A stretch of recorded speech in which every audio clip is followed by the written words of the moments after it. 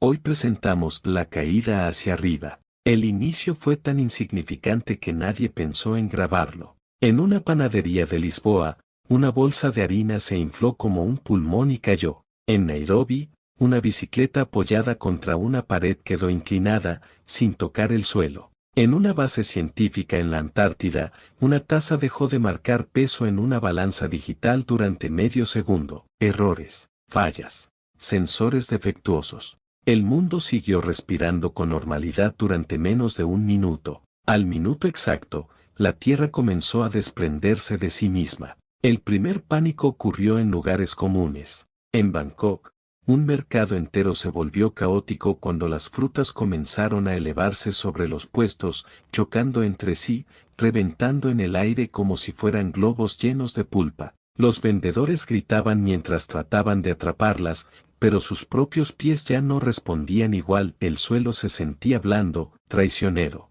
En Moscú, un autobús lleno de pasajeros perdió contacto con el asfalto en plena avenida. No salió disparado. Se elevó lentamente, como si alguien lo estuviera izando con una cuerda invisible. Dentro, la gente no gritaba aún. Se miraban, esperando que aquello se corrigiera. Nunca lo hizo. Los neumáticos giraban en el aire. Los cables eléctricos se tensaron hasta reventar. El autobús quedó suspendido, balanceándose suavemente, como un animal capturado. La noticia tardó segundos en ser global. Los teléfonos comenzaron a llenarse de videos imposibles. Calles arrancándose en placas completas. Garajes enteros subiendo con autos aún estacionados. Torres de comunicación doblándose hacia arriba, como si el cielo las reclamara. En Los Ángeles, un rascacielos empezó a crujir desde sus cimientos. No colapsó, se despegó, piso por piso, como si alguien lo estuviera desenroscando del planeta. Los ocupantes quedaron flotando dentro de oficinas abiertas al vacío,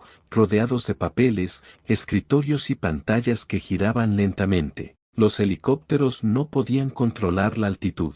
Los aviones reportaban lecturas contradictorias. Los satélites observaban algo que no sabían cómo nombrar. No era una inversión de gravedad, era una extracción. En los océanos, el horror fue distinto. El agua no caía, subía. Columnas enteras se elevaron desde el Atlántico, arrastrando barcos mercantes, plataformas petroleras y fragmentos de arrecifes. Las ballenas emergieron del mar sin saltar, suspendidas en el aire, moviendo las aletas con una lentitud desesperada. En un portaaviones del Pacífico, los soldados vieron cómo el mar se alejaba del casco, hacia arriba. El barco quedó colgando en un vacío húmedo, rodeado de gotas gigantes que reflejaban el sol como lentes deformes. La noción de arriba empezó a perder sentido. La humanidad intentó explicarse. Los científicos hablaban a gritos en conferencias interrumpidas por cortes de señal. Se descartaron terremotos,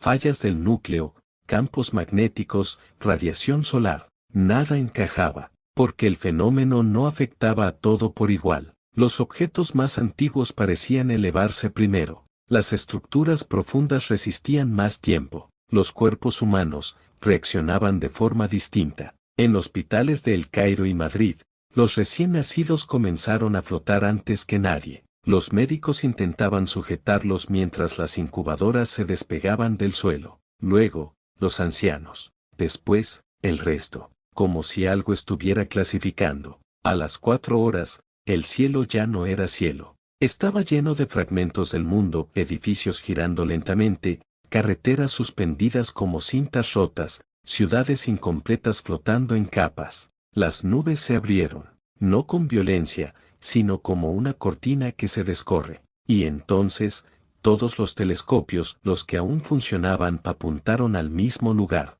Allí no había una estrella, había una ausencia. Una región del espacio donde la luz parecía estirarse, deformarse, como si dudara antes de atravesarla. Alrededor de ese vacío, el universo se curvaba de manera antinatural. Los cálculos fueron inmediatos y aterradores. La Tierra no estaba perdiendo gravedad, estaba siendo atraída, no por una fuerza puntual, sino por algo tan masivo que el espacio mismo se inclinaba hacia ello. Los astrónomos lo llamaron así porque no había otra palabra. El gran devorador. No se movía, no atacaba, No reaccionaba, simplemente existía. Y todo lo cercano, tarde o temprano, iba hacia él. Las ciudades flotantes comenzaron a alinearse, no al azar. Como hojas arrastradas por una corriente invisible, la Tierra se estaba desarmando en capas que apuntaban en una sola dirección. La Luna comenzó a mostrar anomalías orbitales.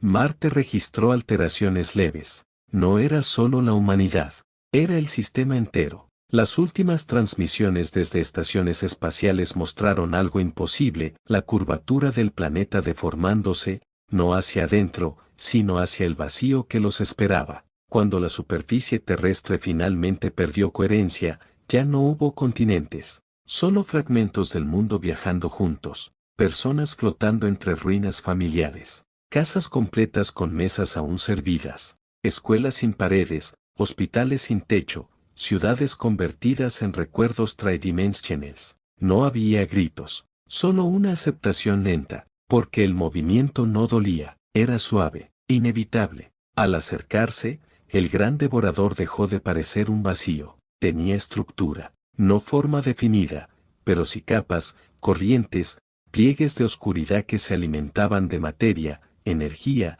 y significado. Todo lo que entraba dejaba de ser reconocible. Las leyes físicas se disolvían antes de tocarlo. La última grabación humana muestra a la Tierra fragmentada frente a él, pequeña, insignificante, arrastrada junto a restos de otros mundos que nadie había sabido nombrar. Una voz dice, casi con alivio, no nos está destruyendo, nos está incorporando. La señal se estira, el tiempo pierde continuidad, la materia deja de ser historia, y el gran devorador continúa, no como un dios, no como un enemigo, sino como algo que siempre estuvo ahí, esperando que el universo, tarde o temprano, se le acercara lo suficiente. Nos vemos la próxima en otra historia que contar.